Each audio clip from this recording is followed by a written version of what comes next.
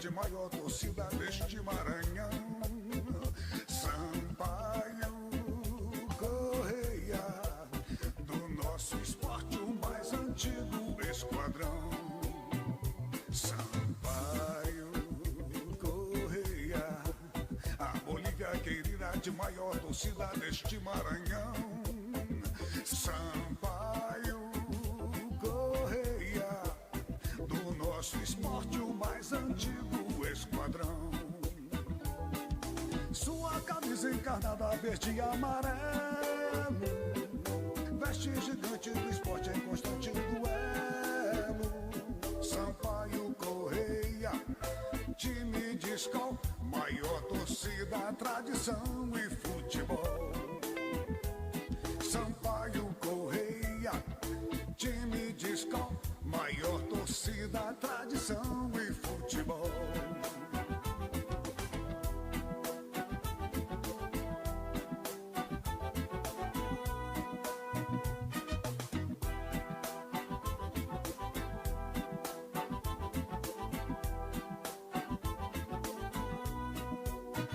Sampaio Correia, a Bolívia querida de maior torcida deste Maranhão.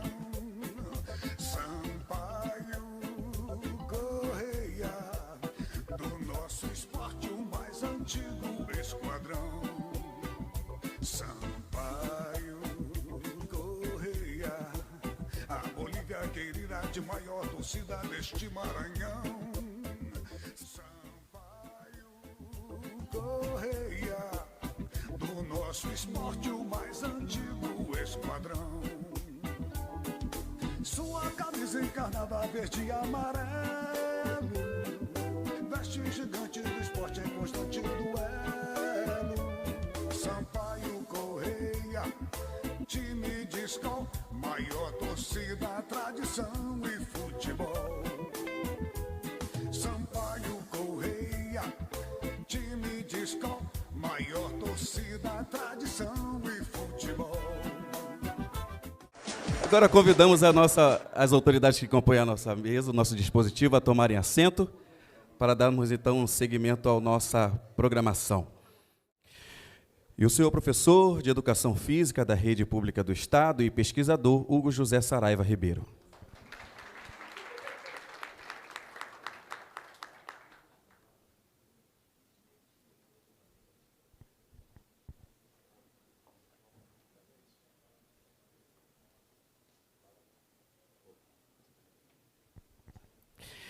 Com a palavra, a senhora promotora de justiça, a doutora Ana Luísa Almeida Ferro.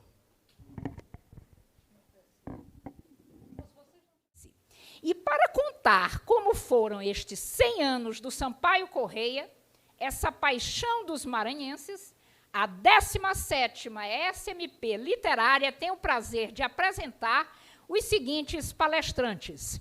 Não é? Hugo Saraiva, aqui, né, que é o autor do livro sobre Sampaio Correia, né, uma paixão dos maranhenses. Pessoal, bom dia. Pronto, com imenso prazer, eu recebi o convite do colega ali, Claunísio, né, de estar aqui comemorando esse centenário do Sampaio Correia. Para mim, eu vou fazer 39 anos, e eu posso assegurar, de verdade, que foi uma das maiores emoções da minha vida estar aqui hoje. Por quê? Se a gente for imaginar um clube, graças a Deus, centenário como o Sampaio Correia, talvez seja até um sonho de todo torcedor estar um pouco mais perto do seu clube de coração, fazer parte, por menor que seja, da história do seu clube.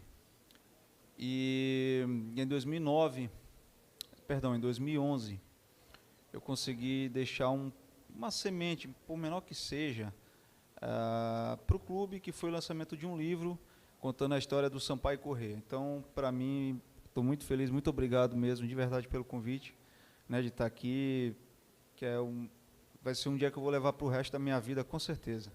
Antes de eu falar um pouco sobre a história do Sampaio Correia, eu queria contar, bem brevemente mesmo, um pouco da minha história como boliviano, né?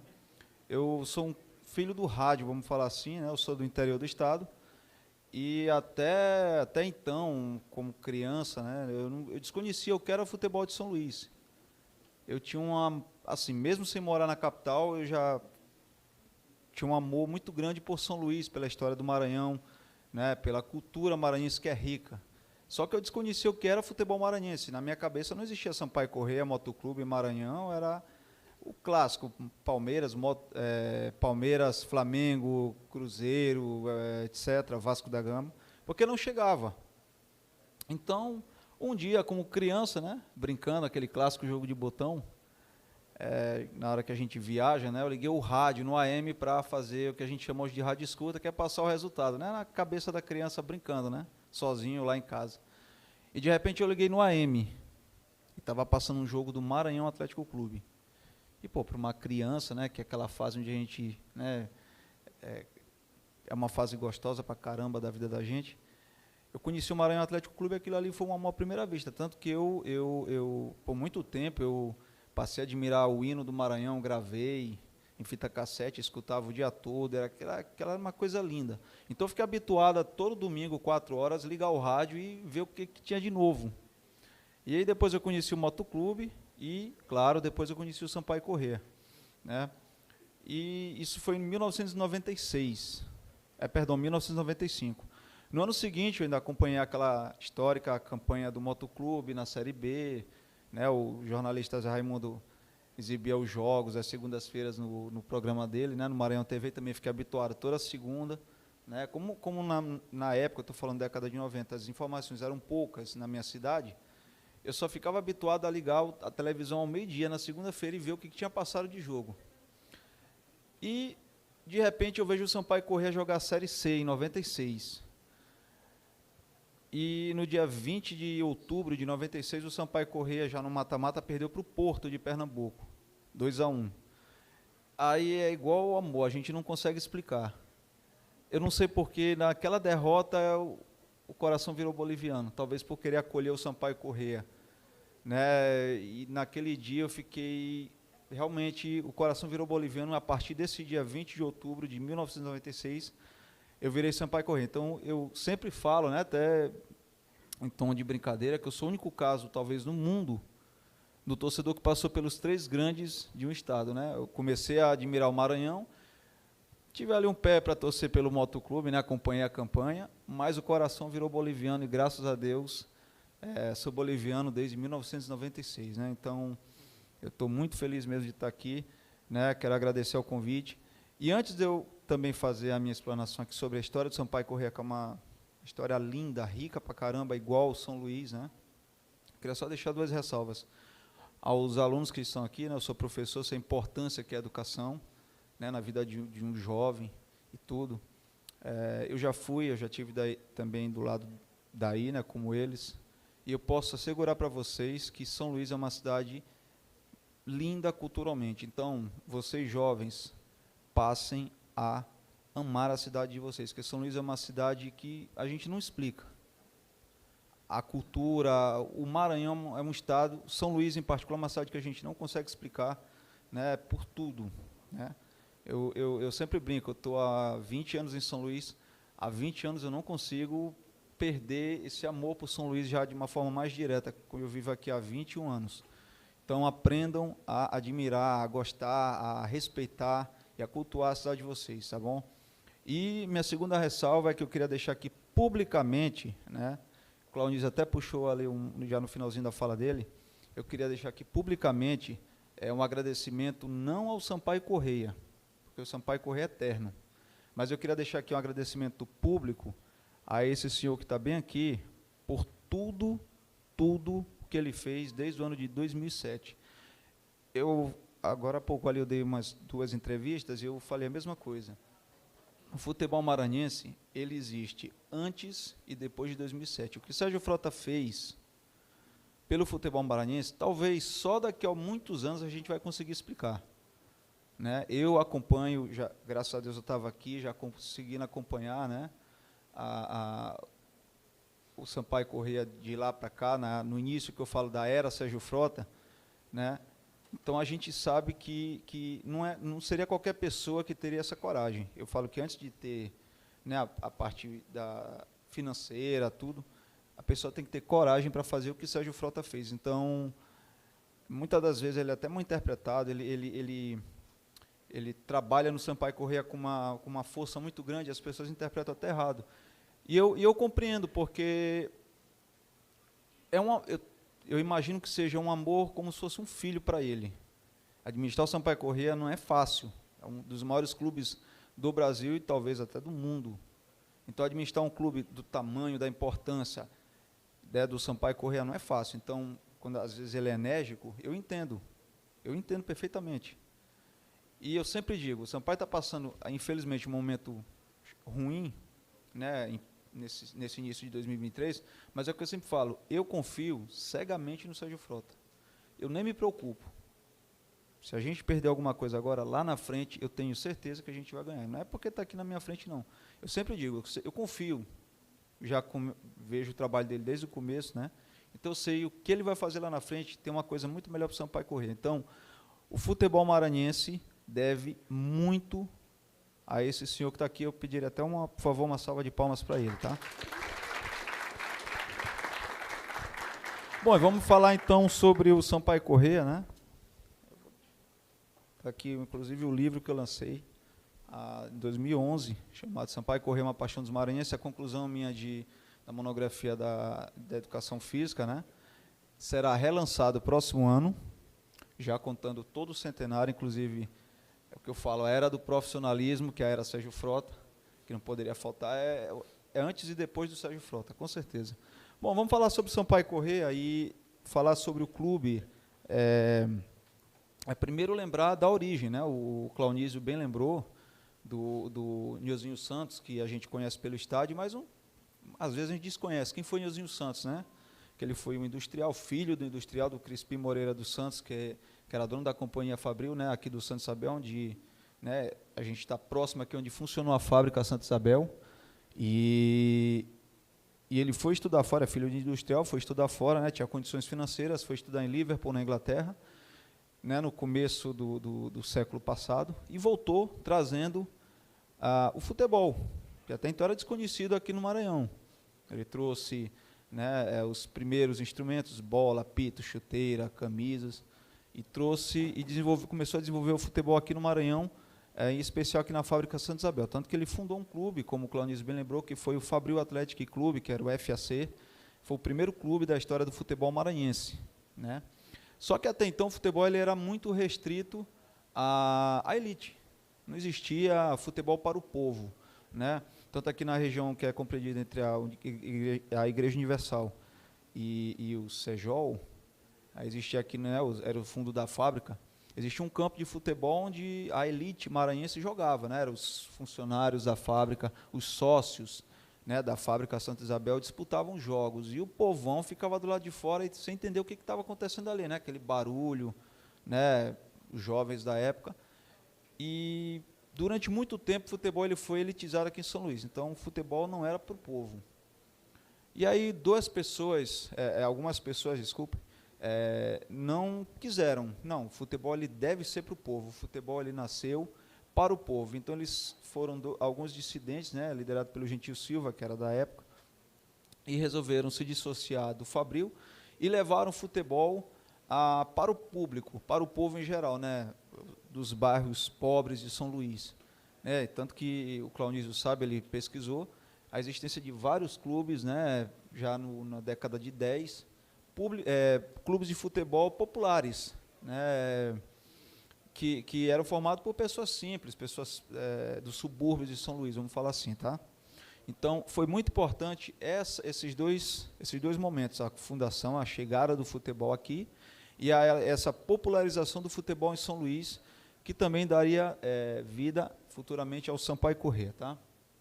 Bom, para falar do Sampaio Corrêa, a gente fala dessa inédita travessia, o chamado Rede Aéreo, Nova York e Rio de Janeiro, que foi então algo inédito, né, na história da aviação brasileira. Inclusive, foi o primeiro avião a pousar em São Luís, né? Foi o primeiro avião a pousar em São Luís, lá na época da fundação do Sampaio Corrêa. Então, o Claunísio até ele falou um pouco, né, sobre dois pilotos, cearense, né, um brasileiro cearense chamado Pinto Martins, e um americano, o Walter Hinton. Então, o ponto alto dessa travessia, né, inédita até então, partiu do cearense, né, do Pinto Martins, que dá nome, inclusive, ao aeroporto em Fortaleza. Ele resolveu propor uma travessia inédita, né, cortando as 3 Américas, a América do Norte, a América Central, e chegando aqui à América do Sul, no centenário da Proclamação da República, né, em setembro de 22. Né. Só que, a gente está falando de década de 20, uma época em que a aviação brasileira era totalmente incipiente, né? Então, imagina uma travessia cortando as 3 Américas. Um voo que hoje demora, né, relativamente horas, naquele tempo foi feito em 4 meses.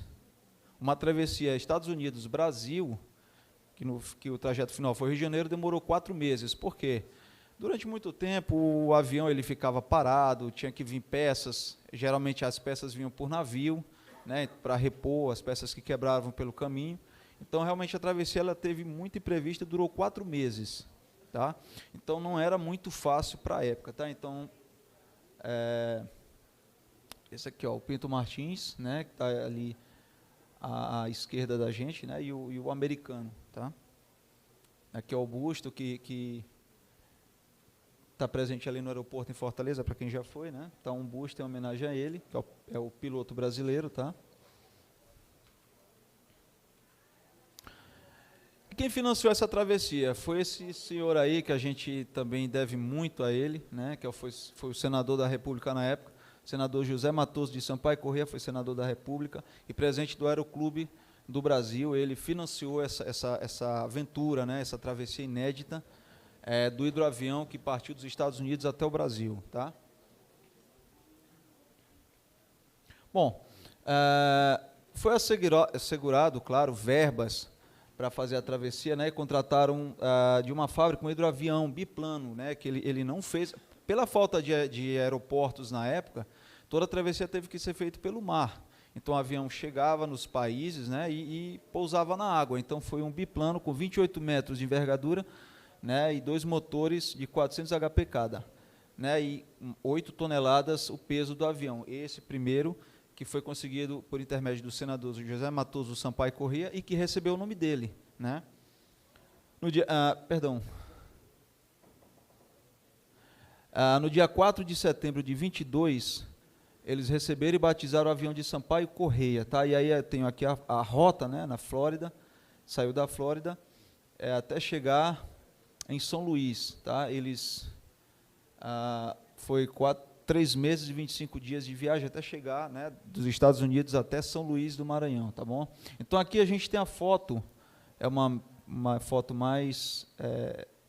foi feito um ajuste aí na foto, ele está aqui, uma foto original da época, né, o hidroavião aqui na beira-mar, né, quando ele estava encalhado já, né, a maré estava baixa, e foi, como o Claudinho falou, foi uma festa muito grande, né, pela chegada do avião, o hidroavião Sampaio Corrêa. Ele demorou alguns dias para chegar, né, houve alguns alarmes falsos, até pela questão da comunicação ser muito difícil na época, mas ele conseguiu chegar e foi uma grande festa. Os pilotos eles foram recebidos com carreata, eles foram levados em repartições públicas importantes na época, eles foram homenageados, passaram alguns dias em São Luís recebendo homenagens, né, até que eles prosseguissem a viagem ao Rio de Janeiro, onde seria o trajeto final da viagem. Aqui aqui tem uma foto mais detalhada do avião, né, essa foto infelizmente não é em São Luís, mas é uma foto do avião original, né, do segundo. O primeiro ele acabou afundando em Cuba,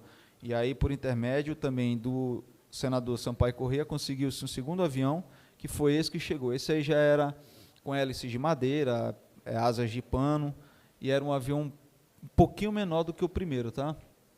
E aqui tem só mais algumas imagens, né, do avião aí, ó, Sampaio Corrêa, esse o segundo já.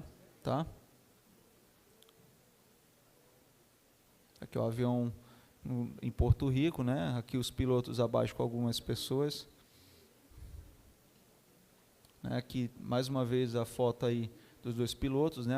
À nossa esquerda aqui o brasileiro e à direita o americano, tá? E aqui foi uma foto, a qualidade ela tá ruim, o povo em frente ao Palacete na Benedito Leite recebendo os pilotos, né? Uma imagem um pouquinho ruim, mas dá para ter uma ideia de como foi a quantidade, né, da população, né, que recebeu os pilotos. E eles aqui recebendo homenagens à Câmara Municipal de São Luís, logo após a chegada aqui, também é uma foto muito bacana, tá? Como homenagem, né, como reconhecimento desse feito, que foi uma travessia inédita, né, foi colocado ali na rampa do palácio essa estátua aqui, ó, que ela infelizmente não existe mais, né, comemorando, né, essa travessia inédita, né, foi feita essa homenagem aí, até em agradecimento por São Luís ter feito parte do trajeto do Rei de Aéreo, tá bom? Depois essa estátua foi substituída por essa segunda aí, tá bom? E desse evento da chegada do avião que movimentou São Luís, surgiria o Sampaio Corrêa, tá? Como colocaram aqui, surgiu num bairro humilde, surgiu no humilde bairro de São Pantaleão, no meio do povo e com atividades já de imediatas ao futebol. Então o Sampaio Corrêa ele já nasceu no futebol, ele não tinha outras atividades de início, tá bom? E muita gente deve ao Sampaio Corrêa, muita gente inclusive, deixa eu passar aqui,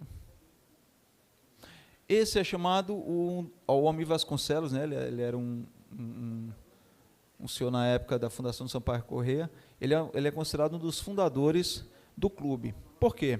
O Sampaio Corrêa ele nasceu primeiro, claro, no meio do povo, de uma forma muito amadora, não havia registros de nada, né? Inclusive, tem algumas pessoas que falam que o Sampaio Corrêa ele nasceu como Remo, outros eles falam que nasceu como outros clubes, né, de pelada. Só que em março do ano seguinte, né, 23, o Sampaio Corrêa ele foi profissionalizado, poderíamos falar assim, já com tudo pronto. Houve uma reunião, né, na casa de Inácio Coxo, que não existe mais, evidentemente. Foi feita uma reunião com uma ata de fundação, foi lavrada a ata, e aí sim o Sampaio Corrêa ele foi oficializado como um clube de futebol. Claro que no começo foi muito, um clube era muito, tinha uma condição material muito pouca, né? Claro, devido às dificuldades da época, tá? A Associação Sampaio Corrêa Futebol Clube foi fundada na casa de Inácio Coxo por um grupo formado pelos jovens peladeiros do bairro do São Pantaleão. Abraão Andrade foi escolhido como presidente, Luiz Vasconcelos como vice, João Almeida e Plácido Moraes Rego na primeira e segunda secretarias, respectivamente. Tá? Então, isso aqui é só uma primeira. O próprio Almir Vasconcelos, que o pessoal conhecia como Almir Lapinha, ele não foi eleito presidente, ele preferiu ficar só na parte de como diretor de futebol, de esporte, né?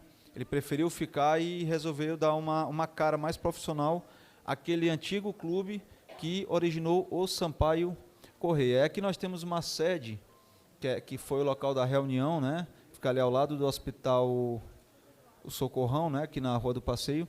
Nesse exato local aconteceu a primeira reunião de fundação do Sampaio Corrêa, já como um clube propriamente organizado, tá? As primeiras reuniões, a situação financeira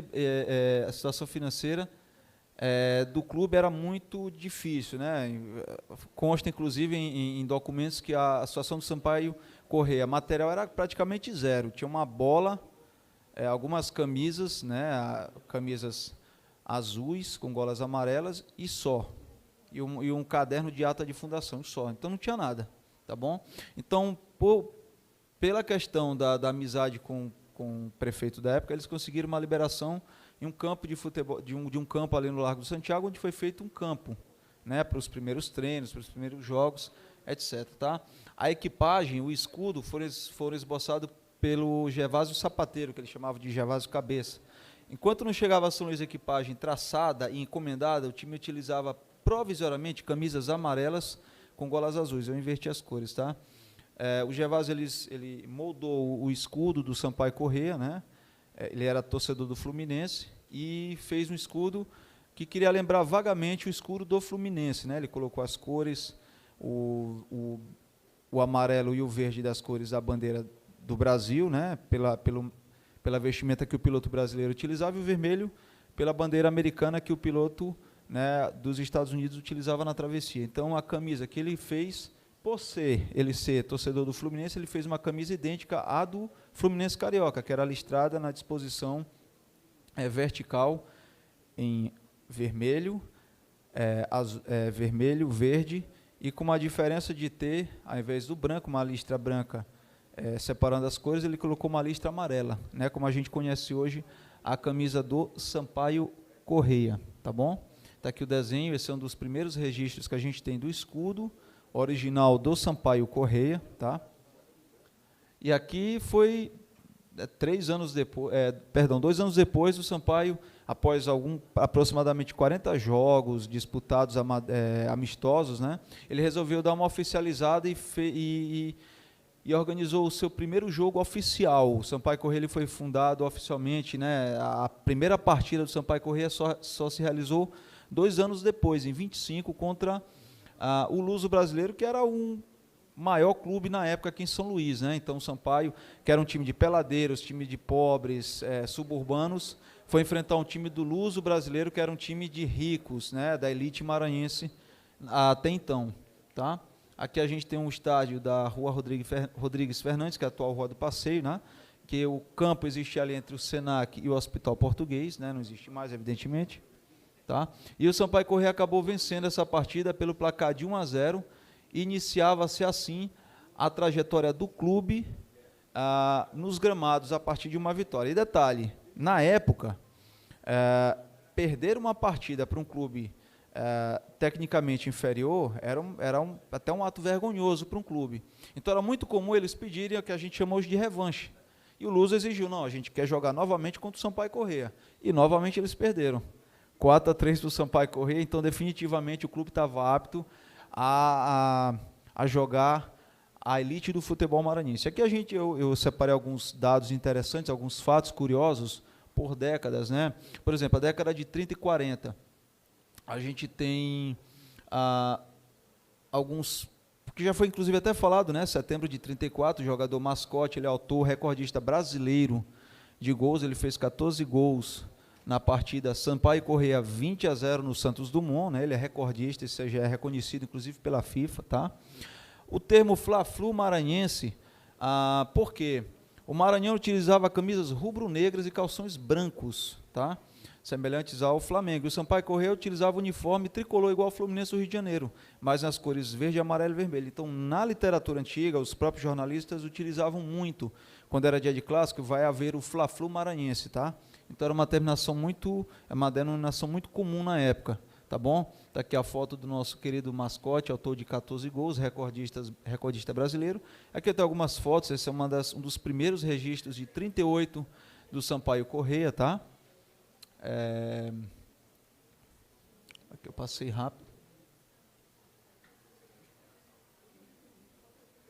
Tá, na década de 50 já havia a adoção do tubarão como mascote oficial. E muita gente pergunta, pô, mas por que um tubarão? Por quê? Muito simples.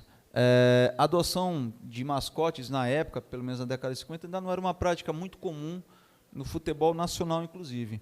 Tais símbolos foram criados por encomendas de jornais esportivos na década de 40, pois as publicações, né, tiveram uma evolução gráfica e passaram a ter necessidade de mais imagens que ilustrassem os times, né, já que foto propriamente dita era um pouco complicado na época, tá? Sobretudo aqui em São Luís, tá? E na época o Ceará veio jogar em São Luís contra o Sampaio Corrêa em 1950. E fizeram uma charge, claro, o jangadeiro ali representando o Ceará, né, a bandeira ali do Ceará Esporte Clube, e o tubarão avançando na jangada, né, ali no jangadeiro. E o jogo terminou 1-1, que foi um feito muito grande, né, porque o Fortaleza, o Ceará era um centro bem mais desenvolvido na época. E o jornal ele registrou essa charge e a partir daí as publicações passaram a denominar o tubarão como o mascote oficial do Sampaio Corrêa, tá bom? Também na década de 50 e 60 nós temos que foi o primeiro clube maranhense a enfrentar um time do futebol do exterior, né? A equipe do Transvaal do Suriname veio a São Luís, né? E realizou 2 partidas amistosas contra o Sampaio Corrêa, porque também foi algo inédito para a época, né? Foi algo muito importante para o futebol maranhense na época. Na década de 70 a gente tem a gravação do hino, né? A gente ouviu agora há pouco o hino, muito bonito inclusive, foi gravação de a autoria do Agostinho Reis, né, na Luque Propaganda Limitada. Alci Gerardes, que era um cantor bem conhecido na época, ele realizou a gravação acompanhado pelo Maestro Nazaré, acompanhado também por componentes da Banda da Música da Polícia Militar do Estado, né? Foi gravado, então, na década de 70 o hino, está aqui o Agostinho Reis, o autor da letra do hino, que é um dos hinos mais bonitos, para mim, do futebol brasileiro, é o hino do Sampaio Corrêa. Na década de 70 e 80 também a gente tem a conquista, né, do título brasileiro, que já foi bastante falado aqui, né? Jurandir, Célio Rodrigues, Neguinho, Nivaldo, Valdeci Lima, Gojoba, Djalma, Edmilson Leite, Lima, Pelezinho e Jaldemir. Foi a formação base do time campeão brasileiro de 72. Eu não tive o privilégio de viver essa época, eu daria qualquer coisa para ter vivido na década de 70 e acompanhar essa campanha, porque a gente, quem é mais novo como eu, a gente vive do relato dos mais antigos. E até pela empolgação com que eles falam, realmente foi um título muito importante para São Luís, e a gente vê isso nas publicações da época, né? Aqui tem uma foto, né, do clube durante a final, né? Ali a gente tem o Marçal Lima, treinador, né, à esquerda da gente ali, e aqui a Marçal Tolentino Serra, a formação aqui do Sampaio Corrêa campeão brasileiro, tá bom? Vamos voltar aqui mais um pouco. E aí, na década de 70, o Sampaio Corrêa conseguiu, né, chegar à sua sede oficial, né, e definitiva, que foi aqui a sede no Turu, né? Começou com o projeto Carnê Milionário e Bola Milionário para a construção da sede do Parque José Carlos de Pada Macieira, que foi médico, né? Um grupo ali de pessoas importantes, influentes da época, né, que foi responsável pela aquisição desse terreno, tá? Que foi revitalizado pelo nosso presente aqui, Sérgio Frota, de um tempo para cá, né? Tá aqui, essa aqui é uma imagem da época, né? São fotos da época. Quem acompanha o Sampaio Corrêa já vê uma diferença assim gritante, absurda, né? Tá aqui, ó, o começo o início ali, uma das primeiras fotos ali do CT do Sampaio Corrêa, tá? Aí a gente tem também aqui alguns fatos curiosos. Por exemplo, na década de 80, o jogador Rivelino, né, com aquele bigode ali inconfundível, vestindo a camisa do Sampaio Corrêa em um jogo amistoso, né? Talvez muita gente desconheça esses pequenos fatos, né? Rivelino, que foi, né, um dos maiores jogadores do futebol nacional, né, campeão do mundo. Aqui tem um amistoso, o Sampaio Corrêa 8-2 no Colorado dos Estados Unidos, em 83. Talvez os jovens nem imaginem que o Sampaio Corrêa tenha feito um jogo contra uma equipe, né, dos Estados Unidos, né? Eu também não conheci, fui conhecer em pesquisas, tá? Aqui tem uma imagem, inclusive, da época do jogo. Tá, onde é que passa aqui? Aí. Também na década de 80, o clube excursionou pela primeira vez ao exterior, foi na década de 80, né? Mais precisamente 84, o time foi para o Suriname, né, jogar, talvez retribuir aquela primeira vinda, né, da década de 60, a vinda de um clube do Paramaribo aqui para o Maranhão, tá bom? Aqui, Seleção Brasileira de Juniores, 1-1 Sampaio Corrêa, amistoso em setembro de 87, também mais um fato que pouca gente conhece, né, que se perdeu na história, apesar de ser a seleção de juniores, mas foi um feito importante para a história do próprio clube. Aqui, Sampaio Corrêa 3-0 na seleção olímpica da Argentina, né? Já tivemos mais um jogo aqui, né, até atípico, né, que entrou para a história do clube, contra a seleção da Argentina, na década de 80. E na década de 90 a gente teve o título brasileiro, né, que é o mais recente, que talvez aqui muita gente teve idade para ter acompanhado, que foi de campeão brasileiro da Série C em 1997. Esse eu acompanhei, mesmo que de longe, né, a distância do interior, mas acompanhei, né? O campeão brasileiro, no caso, o Sampaio terminou a campanha com a melhor defesa, o melhor ataque, o segundo melhor ataque, os goleiros menos vazados e o artilheiro, que foi o nosso querido Marcelo Barão, que também entrou para a história do clube. Em todas as divisões do Campeonato Brasileiro, apenas 3 equipes conseguiram o título de forma invicta. O Internacional, em 79, o Vila Nova, em 96, e o Sampaio Corrêa, em 97 e também em 2012. Tá bom? Está aqui a foto, né, desse dia memorável, dezembro de 97, né, o dia da invasão, após o gol de Cal. torcida não se aguentou e entrou no campo. Eu também, se estivesse ali, com certeza eu tinha entrado no campo ali, porque não é todo mundo que consegue um título brasileiro. Imagina a emoção da torcida, então até é compreensível, né? E aqui, só para fechar, né, a década de 90, dos fatos mais importantes, a gente teve ali em 98, 97, 98, 99, praticamente 3 anos assim, inesquecíveis para o torcedor, que foi aquela era de ouro, né, campeão da Copa Norte, né, e aí a consequente vaga para a Copa Conmebol de futebol, que equivale hoje a uma Copa Sul-Americana, né, era o embrião do que é a Copa Sul-Americana hoje, e o Sampaio Corrêa ele conquistou uma vaga, né, eliminando o América de Natal. Depois a gente foi para o exterior, né, venceu um time lá na Venezuela, e chegou até a semifinal, jogando contra o Santos, registrando um público recorde de 97 mil pessoas em um jogo de um clube local, né? Um dia anterior, a gente teve inclusive o jogo da seleção brasileira, amistoso, né? Era a estreia do Vanderlei Luxemburgo, Brasil-Yugoslávia, também um público muito grande, né? Acho que acima de 80 mil pessoas, então, para ver como era a força do futebol maranhense na década de 90, né? Que a gente espera que volte também, tá? E aqui uma imagem do jogo, né? Sampaio Corrêa e Santos em 98, né? Eu lembro perfeitamente de ouvir relatos dos torcedores na época dizendo, pô, não tinha mais espaço ali, a torcida derrubou o portão do Castelão. De novo, seria até compreensível hoje, pela questão de um jogo, né? Um jogo internacional, uma semifinal de competição internacional, né? É até compreensível esse fato, né? E aí, para fechar rapidamente a nossa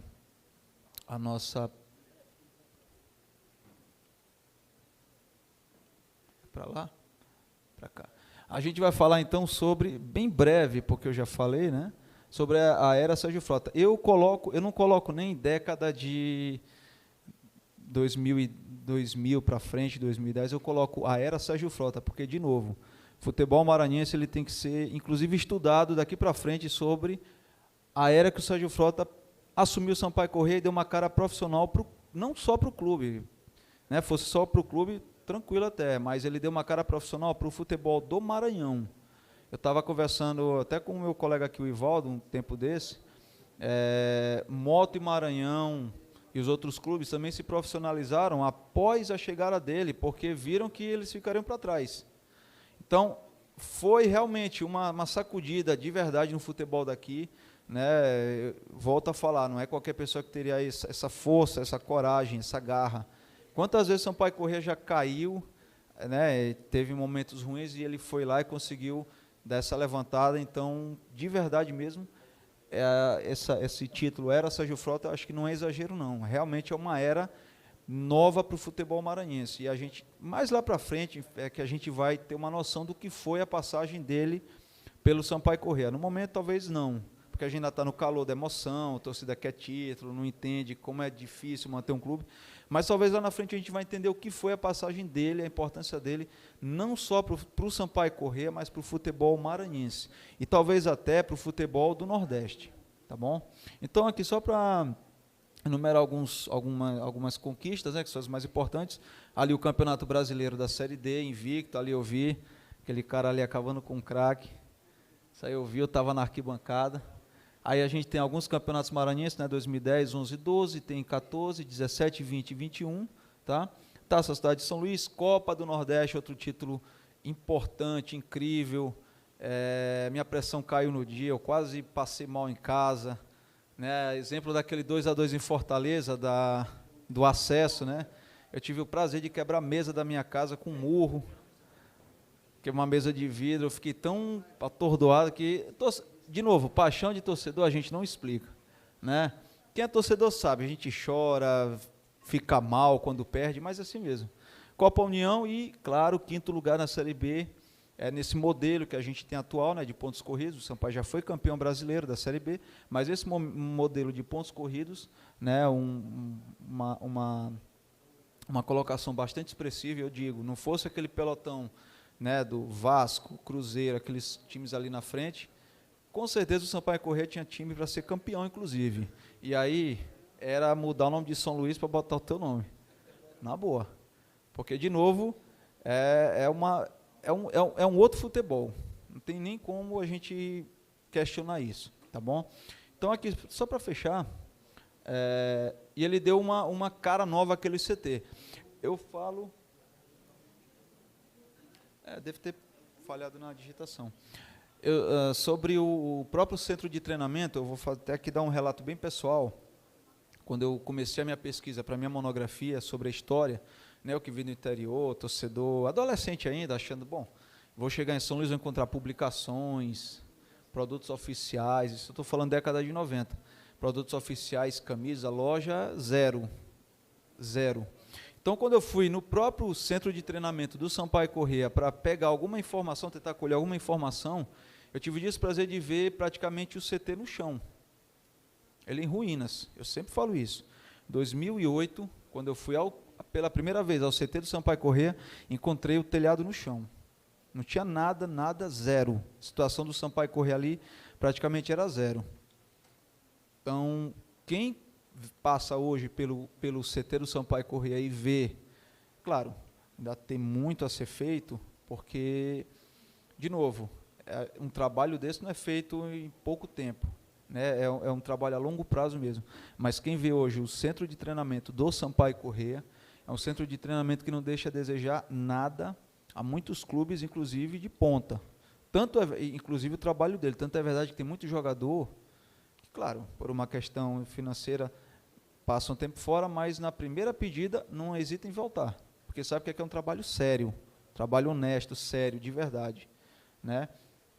E aí isso é fruto de um trabalho bem feito pelo presidente. Então, quem já viu o centro de treinamento em ruínas e olha o que é hoje, há uma diferença muito grande, né? A gente tem 2 campos de treino, inclusive agora um para base, foi feito, já conheci inclusive, quadra poliesportiva, parque aquático, sala de musculação, sala de fisiologia, sala de imprensa, memorial que o Cadilho fez, que é uma coisa linda, né, que está em exposição aqui, hotel concentração, enfim, tem toda uma estrutura para não deixar nada a desejar os grandes clubes do Nordeste, até clubes a nível nacional. Então, inclusive, quem não, dos jovens aqui, dos alunos, quem não acompanha, eu até convido, vá ao CT, porque vocês serão bem recebidos, né? O Sampaio tem hoje uma equipe muito competente, né? O Anderson ali, ele sabe o que eu estou falando, um cara muito bom, ele recebe bem a torcida, né?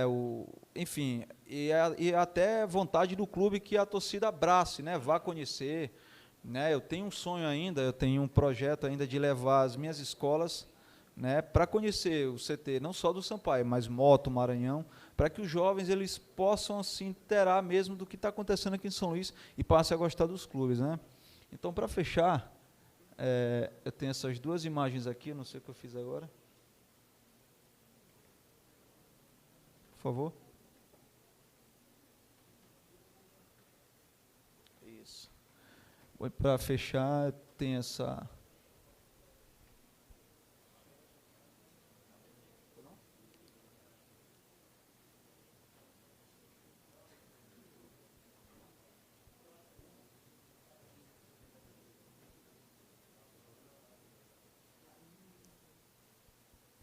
Pronto. Para fechar essas 2 imagens que são emblemáticas para o torcedor. Eu não tenho ideia, porque o máximo que eu tive foi um time de futsal durante 7 anos, então, por isso que eu falo até, eu entendo ele. Mas eu imagino, eu não consigo mensurar o tamanho, até para tudo, para o Sérgio Frota, o que significa essas 2 fotos. Novamente, não é qualquer dirigente que consegue um título nacional e um título regional, até em tão pouco tempo. Eu não imagino como é até a emoção para uma pessoa saber que ele vai deixar essa vida, deixando esse legado para a torcida, para a família, enfim, para o esporte maranhense, para o futebol de São Luís. Então, essas 2 fotos aqui são emblemáticas. Quem é boliviano mesmo, que vive o Sampaio Corrêa, que torce, que assiste pelo rádio, pela internet, sabe o peso que essas 2 imagens têm, uma de campeão brasileiro da Série D, invicto, que não é fácil ser campeão, imagina, invicto, e campeão da Copa do Nordeste, que é outro título assim de muita importância para o futebol maranhense, né? O futebol do Nordeste ele já é dificílimo, a gente tem uma concorrência absurda, né, dos grandes centros, Bahia, Ceará, Pernambuco. Então imagina um clube maranhense chegar e conquistar um título desse. novamente, a gente tem que nascer 15 vezes para agradecer ao Sérgio Frota o que ele fez pelo Sampaio Corrêa, porque quem é boliviano sabe o que o Sampaio já passou lá atrás e está hoje em pé, ganhando títulos e sendo respeitado, o que é importante, o que é, né, o que é o principal, não é para qualquer um. Então eu sempre brinco, a gente tem que nascer umas 15 vezes para merecer o que o Sérgio Frota fez pelo Sampaio Corrêa, tá bom? Pessoal, muito obrigado por tudo, tá? Parabéns ao Sampaio Corrêa, parabéns aos jogadores e a todo mundo. Obrigado.